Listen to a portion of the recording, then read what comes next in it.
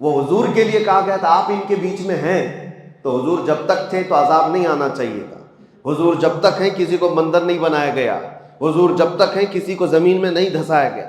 حضور صلی اللہ علیہ وسلم جب قبر پاک میں چلے گئے تو پھر ویسے ہی عذابات آنا چاہیے تھا، آسمان سے پتھر برسے، آگ برسے، پھر لوگوں کے چہرے بندروں کے ہو جائیں، لیکن عذابات نہیں آتے۔ وہ قانون آج تک چل رہا ہے اور قیامت تک چلے گا اللہ کا وہ قانون۔ وجہ یہ ہے کہ حضور پاک صلی اللہ علیہ وسلم کو جو اللہ نے فرمایا وہ انت فیہم، آپ ان کے بیچ میں ہیں، اس کا مطلب 63 سال ہی نہیں، قیامت تک آپ ان کے بیچ میں زندہ ہیں۔ یہی تو سنیوں کا عقیدہ ہے، تو زندہ ہے واللہ، تو زندہ ہے واللہ، میری چشم عالم سے چھپ جانے والے ہیں۔ عزیزان گرامی وقار، اللہ عز و جل قرآن عظیم میں اپنے احسان کا ذکر فرما رہا ہے۔ ویسے تو پوری کائنات کا ذرہ ذرہ چپا چپا اللہ کے احسان کے تلے، اگر اللہ تعالیٰ کا کرم نہ ہو تو ہم ایک سانس بھی اس کائنات میں نہیں لے سکتے۔ اس کے احسان پر ہی پوری کائنات قائم ہے، اور اللہ تعالیٰ نے ہمیں زندگی کی جتنی بہاریں عطا کی ہیں وہ سب اس کے احسان کے تلے، لیکن رب تبارک و تعالیٰ نے کہیں ان سب احسانات کا ذکر نہیں فرمایا کہ تمہیں ہاتھ دیا، پیر دیا، آنکھ دیا، ناک دیا، یا پھر تمہیں ماں باپ دیا، اولاد دیا، رشتہ دیا، گھر دیا، اس پر میں احسان تمہیں جتاتا نہیں۔ اللہ تبارک و تعالیٰ ایک جگہ اپنے احسان کا ذکر فرما رہا ہے، لقد من اللہ علی المؤمنین، مومنوں پر اللہ کا بڑا احسان ہے کہ ان کے بیچ میں اللہ نے اپنا ایک محبوب رسول پیدا کیا۔ اور یقیناً یہ احسان والا ہے، احسان والا ہے، احسان ہے کہ اللہ تعالیٰ نے ہم گنہگاروں کے بیچ اس رسول محترم صلی اللہ علیہ وسلم کو جو پیدا فرمایا۔ آپ کو اندازہ ہے کہ میرے عزیزوں اس کائنات کی پر تاریخ میں اگر جائیں تو بہت سارے واقعات رونما ہوئے ہیں، بہت سارے معاملات ہوئے ہیں کہ یہ فرش ہندی پر آدم علیہ السلام سے لے کر عیسیٰ علیہ السلام تک چیزیں، انبیاء آئے، ان کی امتیں بھی ہوئیں، معاشرے بھی ہوئے، کمیونٹیز قائم رہیں، لیکن کئی مرتبہ عذابات بھی آئے، کئی مرتبہ ہولناک اور دردناک پکڑ بھی ہوئی ہے قوموں کی۔ وجہ کیا تھی کہ جب کوئی قوم گمراہ ہوتی تو اللہ کا عذاب آتا، نبیوں کو جھٹلاتی تو اللہ کا عذاب آتا۔ حضرت نوح علیہ السلام کی قوم پر اللہ تعالیٰ نے طوفان کا عذاب بھیجا۔ وجہ کیا تھی کہ وہ قوم اپنے نبی کو جھٹلانے لگ گئی تھی، وہ اپنے نبی کو یوں بھی کہتی تھی کہ کیسے رسول ہیں، ہمارے ساتھ کھاتے پیتے ہیں، عام انسانوں کی طرح تو ہیں، رسول کو اپنے جیسا کہہ رہے تھے۔ حضرت صالح علیہ السلام کی قوم نے نافرمانی کی، حضرت شعیب علیہ السلام کی قوم ناپ تول میں کمی کرتی تھی، منع کرنے کے باوجود بھی وہ اسی گناہ میں مبتلا رہے۔ حضرت لوط علیہ السلام کی قوم بدکاری میں مبتلا رہی۔ اسی طرح سے حضرت موسیٰ علیہ السلام کی قوم کئی مرتبہ نافرمانیاں اور ان کی توبہ پھر گناہ، توبہ پھر گناہ، پھر عذابات آتے تھے۔ عذابات کا اگر میں ذکر کروں تو کبھی طوفان کا عذاب، کبھی نوکیلے پتھر برسائے گئے، نوکیلے پتھر برسائے گئے اور زمین کو الٹ کر کے پلٹ دیا گیا۔ یہ قرآن پاک میں اللہ تعالیٰ نے فرمایا فَجَعَلْنَا عَالِيَهَا سَافِلَهَا وَأَمْطَرْنَا عَلَيْهِمْ حِجَارَةً مِّن سِجِّيلٍ، ہم نے ان پر نوکیلے پتھروں کی بارش کر دی اور ان کے اوپر والے حصے کو اٹھا کر کے نیچے کر دیا گیا۔ اور حضرت شعیب علیہ السلام کی قوم پر سخت تیز ایسی آندھیاں چلائی گئی اور چیخ ایک فرشتے کی آواز کے ذریعے سے ان کے کانوں سے بھیجے باہر آ گئے تھے، یہ بھی عذاب آیا۔ ایک قوم تھی جس پر اللہ تعالیٰ کا ایسا عذاب آیا کہ ان کے چہرے بندر کے بنا دیے گئے تھے، کونوا قردۃ خاسئین، اللہ نے فرمایا دھتکارے ہوئے بندر ہو جاؤ، سب بندر بن گئے تھے۔ یہ عذابات کنٹینیو آتے رہے ہیں۔ وجہ کیا تھی کہ وہ اپنے نبی کو جھٹلاتے یا اپنے نبی کی نافرمانی کرتے، کچھ ایسے گناہوں میں مبتلا رہتے جو رب ذوالجلال کے غضب کو دعوت دیتے۔ لیکن اے مسلمانوں، کیا اس کائنات میں جب ہم زندگی گزار رہے ہیں وہ گناہ نہیں ہے؟ کیا وہ گناہ ختم ہو گئے؟ کیا نوح علیہ السلام کی قوم جس طرح سے اپنے نبی کو جھٹلاتی تھی آج وہ قوم جھٹلانے والی نہیں ہے؟ اپنے نبی کو جھٹلانے والے دو پیر کے جانور آج بھی کئی جگہ آپ کو نظر آئیں گے۔ وہ شروع سے لے کر حضور پاک کی زندگی پر اعتراض کرنے والے کتنے ایسے بھونکنے والے کتے آپ کو نظر آئیں گے۔ انسانوں کی بات کر رہا ہوں، نبی کی گستاخی کرنے والے موجود ہیں، ناپ تول میں کمی کرنے والے موجود ہیں، بدکاری اور زنا اور فحاشی کرنے والے موجود ہیں، چوری ڈکیتی اور پتہ نہیں کیا کیا تمام تر فواحش میں مبتلا لوگ آج بھی ہیں یا نہیں ہیں؟ لیکن کیا کبھی اس امت میں کوئی بندر بن گیا، کوئی خنزیر بن گیا؟ کیا اس امت پر کبھی آسمانوں سے نوکیلے پتھروں کی بارش آ گئی؟ کیا کبھی زمین پھٹ کر کے سارے لوگ دھس گئے؟ یہ سارے عذابات اب نہیں آتے۔ وجہ کیا ہے؟ رب تبارک و تعالیٰ قرآن پاک میں فرماتا ہے وَمَا كَانَ اللَّهُ لِيُعَذِّبَهُمْ وَأَنْتَ فِيهِمْ، اس قوم پر اللہ اب ویسا عذاب نازل نہیں کرے گا اس لیے کہ ان کے بیچ میں میرا محبوب آرام فرما ہے۔ آپ اس میں جلوہ گر ہیں اے رسول۔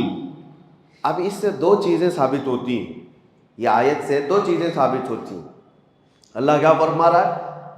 ایسا عذاب ویسا عذاب نہیں آئے گا جیسا پہلے آتا تھا، اس لیے کہ وَأَنْتَ فِيهِمْ وَأَنْتَ فِيهِمْ، حضور کو مخاطب کر کے اللہ فرما رہا ہے آپ ان کے بیچ میں ہیں، آپ ان کے درمیان میں ہیں۔ اب اس سے دو چیزیں ثابت ہوئی، ایک تو عذاب کا نہ آنا۔ اگر لوگ یہ کہتے ہیں کہ چلو حضور کو ہی اللہ نے مخاطب کر کے کہا تھا، حضور کے زمانے کے لیے کہا تھا، جب حضور موجود تھے تو اللہ فرما رہا ہے آپ ان کے بیچ میں ہیں۔ اب حضور کی جب وفات ہو گئی، حضور چلے گئے اپنی قبر پاک میں، تو اس کے بعد ایک 1300 سال سے زیادہ کا عرصہ گزرا کہ نہیں گزرا؟ اتنا لمبا عرصہ گزر گیا ہے تو پھر ابھی بھی وہ قانون باقی کیوں ہے؟ وہ حضور کے لیے کہا گیا تھا آپ ان کے بیچ میں ہیں، تو حضور جب تک تھے تو عذاب نہیں آنا چاہیے تھا۔ حضور جب تک ہیں کسی کو بندر نہیں بنایا گیا، حضور جب تک ہیں کسی کو زمین میں نہیں دھسایا گیا۔ حضور صلی اللہ علیہ وسلم جب قبر پاک میں چلے گئے تو پھر ویسی عذابات آنا چاہیے تھا، آسمان سے پتھر برسے، آگ برسے، پھر لوگوں کے چہرے بندروں کے ہو جائیں، لیکن عذابات نہیں آتے۔ وہ قانون آج تک چل رہا ہے اور قیامت تک چلے گا اللہ کا وہ قانون۔ وجہ یہ ہے کہ حضور پاک صلی اللہ علیہ وسلم کو جو اللہ نے فرمایا وہ انت فیہم، آپ ان کے بیچ میں ہیں، اس کا مطلب 63 سال ہی نہیں، قیامت تک آپ ان کے بیچ میں زندہ ہیں۔ یہی تو سنیوں کا عقیدہ ہے، تو زندہ ہے واللہ، تو زندہ ہے واللہ، میری چشم عالم سے چھپ جانے والے ہیں۔ وہ صرف پردہ فرمائے ہوئے ہیں، وہ آج بھی ہمارے بیچ میں موجود ہے، آج بھی بیچ میں ہمارے موجود ہیں۔ لوگوں کو جو کھجلی ہوتی ہے کہاں ہے؟ جب ہم سنی اس طرح کے عقیدے کی بات کرتے ہیں تو کہتے ہیں کہاں ہیں رسول، کہاں ہیں، ادھر ہیں کہ ادھر ہیں؟ مذاق میں اس طرح کی باتیں کرتے ہیں۔ کئی لوگوں کو دیکھا گیا مذاق کرتے ہیں، کیا دکھ رہا ہے تم کو، دکھ رہا ہے ہم کو، دکھ رہا ہے؟ نادان، تجھے کیا دکھے گا؟ حضور پاک صلی اللہ علیہ وسلم جب ہجرت فرما رہے تھے، یاد ہے تاریخ، مکہ سے مدینے کی طرف جا رہے تھے، رات کا وقت تھا، پورے کفار گھر کو گھیرا کیے ہوئے کھڑے تھے اور حضور ان کے بیچ میں سے نکل کر جا رہے تھے۔ واقعہ معلوم ہے، حضور ان کے بیچ میں سے جا رہے تھے، کنکریاں اٹھا کر اس طرح ماری تھی، یہ نہیں کہ کسی کے منہ پہ مارا، وہ ہوا میں اچھالی تھی، لیکن سب کے سب اندھے تھے، کوئی نہیں دیکھ پا رہا تھا۔ لیکن حضور صلی اللہ تعالیٰ علیہ وسلم کے ساتھ حضرت علی تھے، حضرت علی بھی دیکھ رہے تھے۔ حضور حضرت ابو بکر کے گھر گئے، ابو بکر بھی دیکھ رہے تھے۔ پتہ یہ چلا کفار و مشرکین کو یہ ذات نور نظر نہیں آتی ہے، اور جو اہل ایمان ہیں وہ دل کی قلب کی نگاہوں سے دیکھے تو سب نظر آتا ہے۔ آج جو یہ کہتے ہیں سنیوں، تم کہتے ہو کہاں ہیں حضور، آتے ہیں حضور جاتے ہیں، ہمیں تو نہیں نظر آتے۔ کہاں سے نظر آئے؟ دل کے کفر کو دور تو کرو، دل کے بغض کو دور تو کرو۔ ہم تو یہ کہتے ہیں وہ آئیں گے، آتے ہوں گے، ابھی آئیں گے، یہی سوچ کے ہم نے محفل کو سجا رکھا ہے۔ سنا ہے آپ ہر عاشق کے گھر تشریف لاتے ہیں، میرے گھر میں بھی ہو جائے چراغاں یا رسول اللہ۔ یہ طلب ہماری کس لیے ہے؟ ہماری طلب صرف حضور پاک کے دربار میں اسی لیے ہے کہ ہم ان کو زندہ جاوید اپنے درمیان موجود رسول تسلیم کرتے ہیں۔ اگرچہ اللہ تعالیٰ کے وعدے کے مطابق جو موت آنی ہے وہ سب کو آنی ہے، وہ حضور کو بھی آئی، انبیاء کو بھی آئی، اجل آنی ہے فقط اتنی کہ آنی ہے۔ انبیاء کو بھی اجل آنی ہے۔ اعلیٰ حضرت فرماتے ہیں انبیاء کو بھی اجل آنی ہے۔ اجل کس کو کہتے ہیں؟ موت کو۔ انبیاء کو بھی اجل آنی ہے مگر اتنی کہ فقط آنی ہے۔ آنی کا مطلب کیا ہوتا ہے؟ آن ایک سیکنڈ کو کہا جاتا ہے، ایک سیکنڈ کو آن کہا جاتا ہے۔ اور اعلیٰ حضرت فرما رہے ہیں انبیاء کو بھی اجل آنی ہے مگر اتنی کہ فقط آنی ہے، ایک سیکنڈ کے لیے آنی ہے، اس کے بعد ان کی زندگی ہے۔ آج ہمارے درمیان حضور پاک صلی اللہ تعالیٰ علیہ وسلم کی بعثت اور ان کی ولادت پاک کا 1500 سالانہ جشن منایا جا رہا ہے۔ یہاں بہت ساری باتیں آتی ہیں۔ کچھ لوگ کہتے ہیں کہ دیکھو روایات تو بتاتی ہیں کہ حضور 8 ربیع الاول کو پیدا ہوئے تھے، کچھ کہتے ہیں کہ 12 کو، کچھ کہتے ہیں 17 کو، اختلاف ہے روایات میں۔ اعلیٰ حضرت نے بھی لکھا ہے، تو ہم سے بھی کہتے ہیں کہ آپ کمنٹس میں، میسیجز میں کہ آپ 12 کو ہی پکڑ کے کیوں چلتے ہیں؟ ہم ان کو جواب دیتے ہیں میاں کوئی بات نہیں، آپ 8 کو تو منا لو، ہمیں 12 کو رہنے دو، اور ایک جماعت کو کہہ دو 17 کو منا لو، کسی جماعت کو کہہ دو 13 کو منا لو، تاکہ ساری روایتوں پہ ہو جائے۔ اور اگر آپ نہیں کہتے تو ہمیں اختیار دے دو، ہم 8 سے نہیں 1 سے شروع کر کے پورے ربیع الاول منائیں گے۔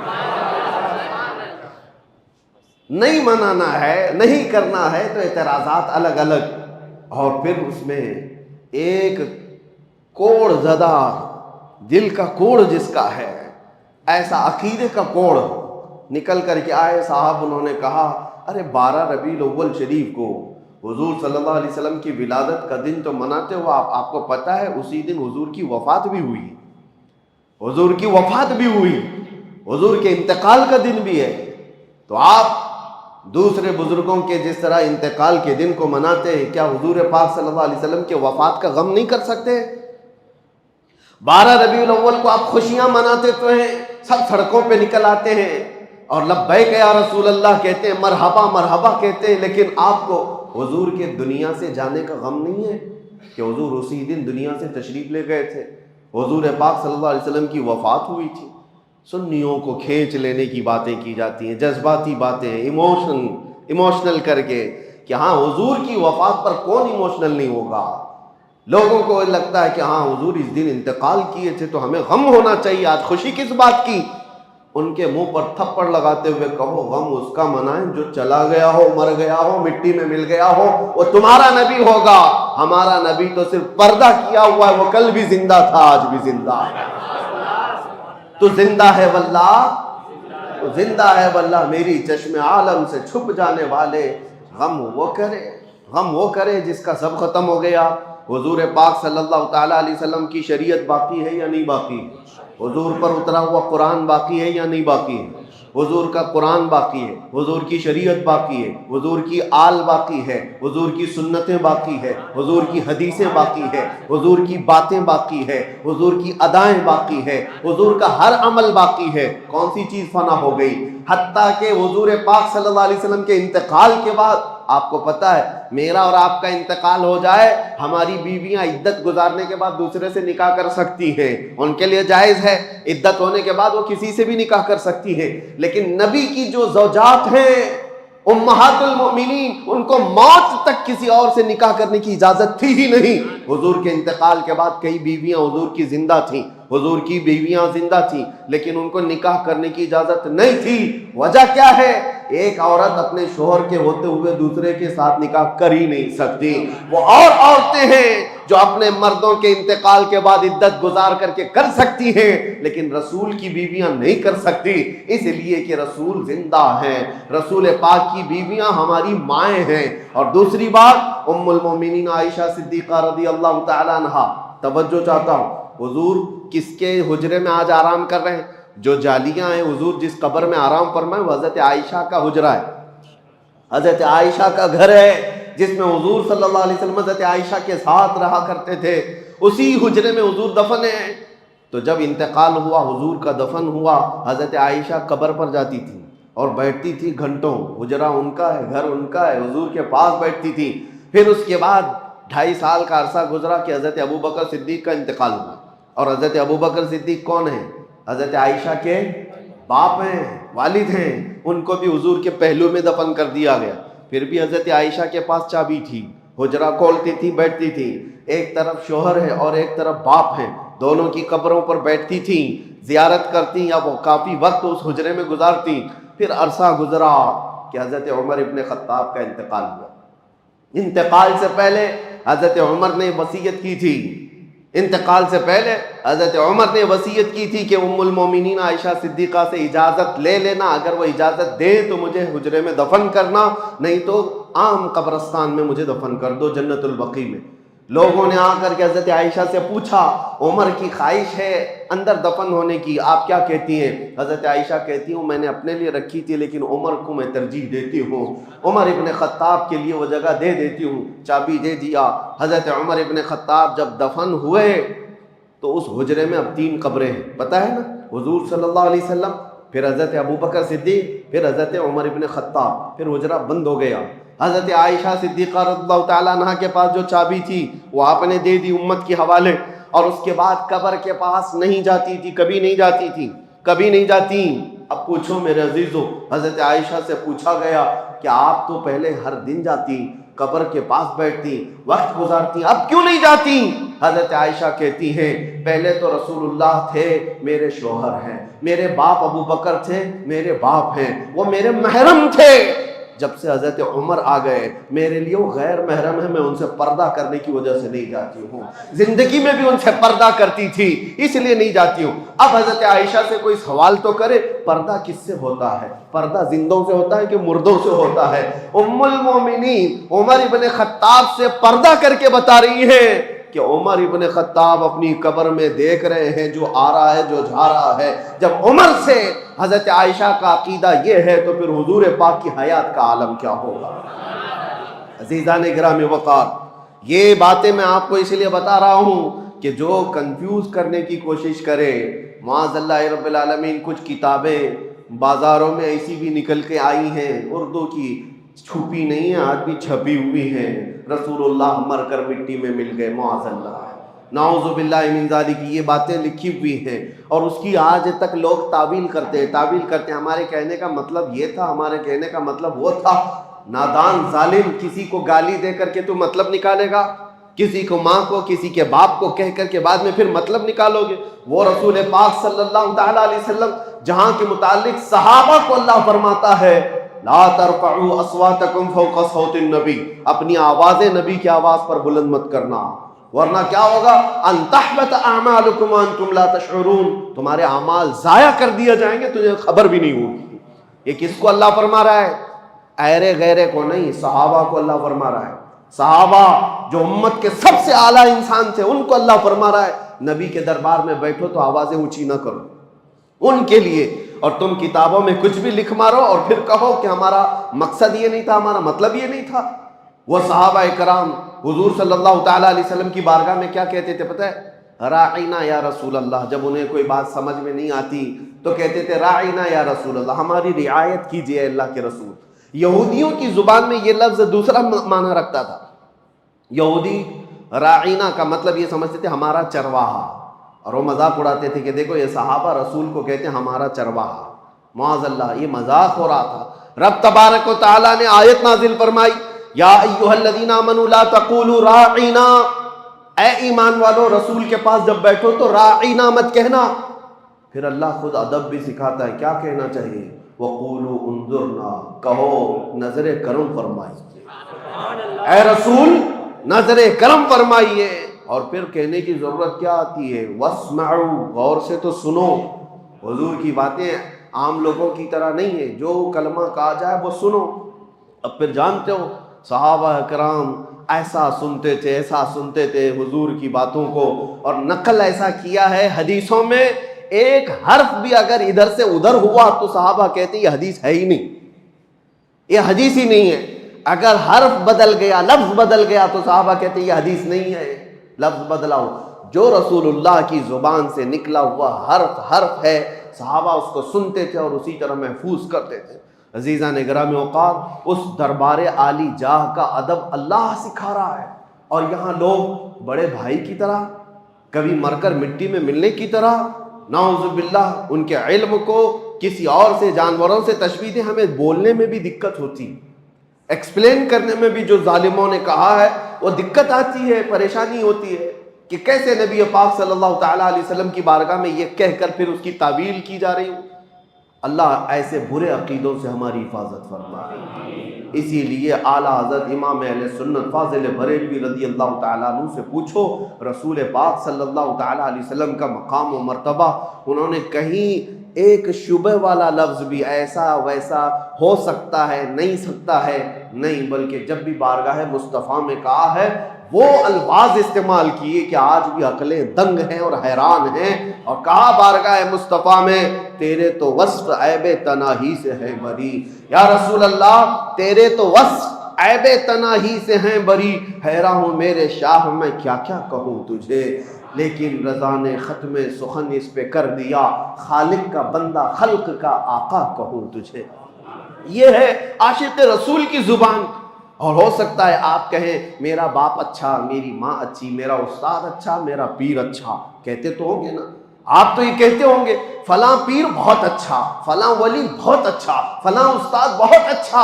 اعلیٰ حضرت نے فیصلہ کر کے بتایا سارے اچھوں میں اچھا سمجھیے جسے، سارے اچھوں میں اچھا سمجھیے جسے، ہے اس اچھے سے بھی اچھا ہمارا نبی.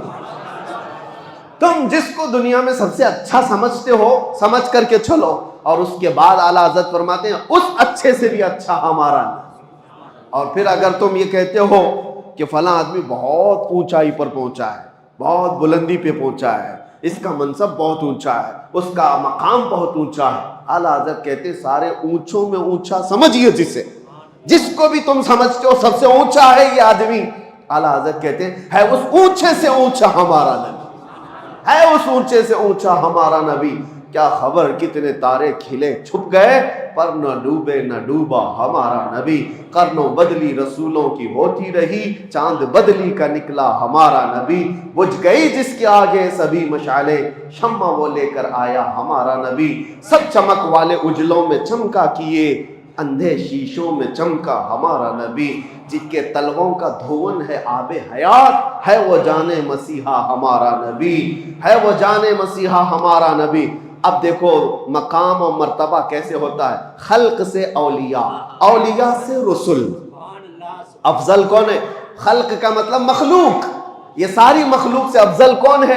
اولیاء کرام. اولیاء کرام افضل ہے. اولیاء کرام سے افضل کون ہے؟ انبیاء کرام، رسولان اعظام. اعلیٰ حضرت کہتے ہیں خلق سے اولیاء، اولیاء سے رسول، اور رسولوں سے اعلیٰ ہمارا نبی، اور رسولوں سے اعلیٰ ہمارا نبی. کون دیتا ہے دینے کو منہ چاہیے، دینے والا ہے سچا ہمارا نبی. غمزدوں کو مژدہ دیجئے کہ ہے رضا، ہم بے کسوں کا سہارا ہمارا نبی. عزیزان گرامی وقار، جتنی تعریف کی جائے وہ کم ہے. بارگاہ مصطفیٰ میں تعریف کرنے والوں کے قلم سوکھ گئے، زبانیں خشک ہو گئیں، اوراق بھر گئے، لیکن کما حق ان کی تعریف نہ کی جا سکی. اور اسی لیے حافظ شیرازی رحمۃ اللہ تعالیٰ علیہ بڑے عاشق رسول ہیں، وہ کہتے ہیں یا صاحب الجمال و یا سید البشر من وجہک المنیر لقد نور القمر. میں آپ کو بتاؤں اس کا مطلب کیا ہے. یا صاحب الجمال یعنی اے خوبصورتی کے بادشاہ، و یا سید البشر اور انسانوں کے آقا. اے خوبصورتی کے بادشاہ اور انسانوں کے، ساری انسانیت کے آقا. من وجہک المنیر لقد نور القمر، آپ کے چمکدار چہرے سے ہی چاند کو روشنی مل رہی ہے. چاند کو جو چمک مل رہی ہے وہ آپ کے حسین چہرے سے. من وجہک المنیر لقد نور القمر. تعریف کرتے کرتے تھک گئے تو آخر میں کہتے ہیں لا یمکن الثناء کما کان حقہ. آپ کی جیسے حق ہے، آپ کا جیسا حق ہے ویسے کوئی تعریف کر ہی نہیں سکتا. اخیر میں اتنا ہی ہم کہہ سکتے ہیں بعد از خدا بزرگ تو ہی قصہ مختصر. اللہ کے بعد اگر کوئی مقام ہے تو حبیب کائنات وہ آپ کا ہے. اللہ کے بعد اس کائنات میں کوئی مقام ہے تو اے رسول مختار وہ آپ کا ہے. جبرائیل امین نے کہا تھا آفاق ہا دیدہ ام بسیار خوبا دیدہ ام، یعنی میں نے پوری کائنات کے چکر لگا لیے اور بہت اچھے اچھوں کو بھی دیکھ لیا. کہتے ہیں جبرائیل امین آفاق ہا دیدہ بسیار خوبہ دیدہ لیکن تو چیزیں دیگری یا رسول اللہ، لیکن اے اللہ کے رسول آپ تو چیز ہی الگ ہیں۔ اور اسی زبان کو حسان بن ثابت نے کہا تھا وَأَحْسَنُ مِنْكَ لَمْ تَرَ قَطُّ عَيْنِي وَأَجْمَلُ مِنْكَ لَمْ تَلِدِ النِّسَاءُ۔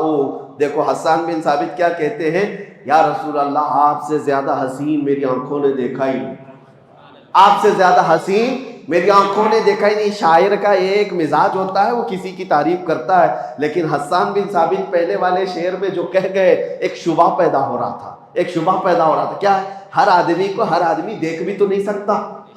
حسان بن ثابت نے کہا آپ سے زیادہ حسین میری آنکھوں نے دیکھا ہی نہیں۔ ہو سکتا ہے بھائی آپ مکہ میں رہ رہے ہیں، آپ نے نہیں دیکھا ہوگا، ہو سکتا ہے کہیں اور ہو۔ حسان بن ثابت کا علاقہ اپنا علاقہ ہے، انہوں نے شعر میں تو کہا آپ سے زیادہ حسین میری آنکھوں نے دیکھا ہی نہیں، آپ نے نہیں دیکھا ہوگا، لیکن بعد میں تڑپ کر کہتے ہیں وَأَجْمَلُ مِنْكَ لَمْ تَلِدِ النِّسَاءُ، نہیں یا رسول اللہ آپ سے زیادہ خوبصورت کسی ماں نے جنا ہی نہیں۔ دیکھا نہیں میں تو شبہ ہے، آپ نے نہیں دیکھا ہوگا، آپ نے نہیں دیکھا ہوگا، لیکن حسان بن ثابت کہتے نہیں کسی ماں نے جنا ہی نہیں، کسی ماں نے پیدا ہی نہیں کیا۔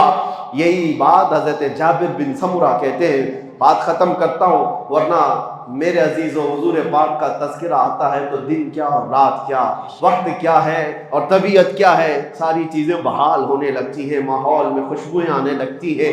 حضرت جابر بن سمرہ کہتے ہیں ایک دن 14ویں رات تھی، 14ویں رات پتہ ہے چاند اپنے شباب کے ساتھ باہر آتا ہے، اور اسی وقت حضرت جابر کہتے ہیں میں مسجد نبوی کے پاس آیا، رسول پاک صلی اللہ علیہ وسلم سرخ دھاری دار جبہ پہنے ہوئے اپنے حجرے سے باہر نکل رہے تھے۔ وہ کہتے ہیں کبھی میں رسول اللہ کو دیکھتا تھا اور کبھی 14ویں کے چاند کو دیکھتا تھا، کبھی ادھر دیکھتا تھا کبھی ادھر دیکھتا تھا، بار بار میں دیکھ رہا تھا، اور پھر کہتے ہیں میں یہ سوچنے لگا یہ زیادہ حسین ہے کہ یہ چہرہ زیادہ حسین ہے۔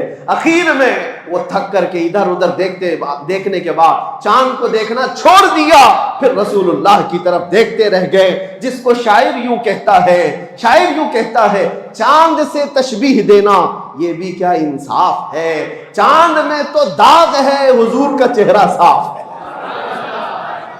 یہ ان کا صحابہ اکرام رضوان اللہ تعالیٰ علیہ مجمعین کا مسلک تھا، چاند میں تو داغ ہے حضور کا چہرہ صاف ہے۔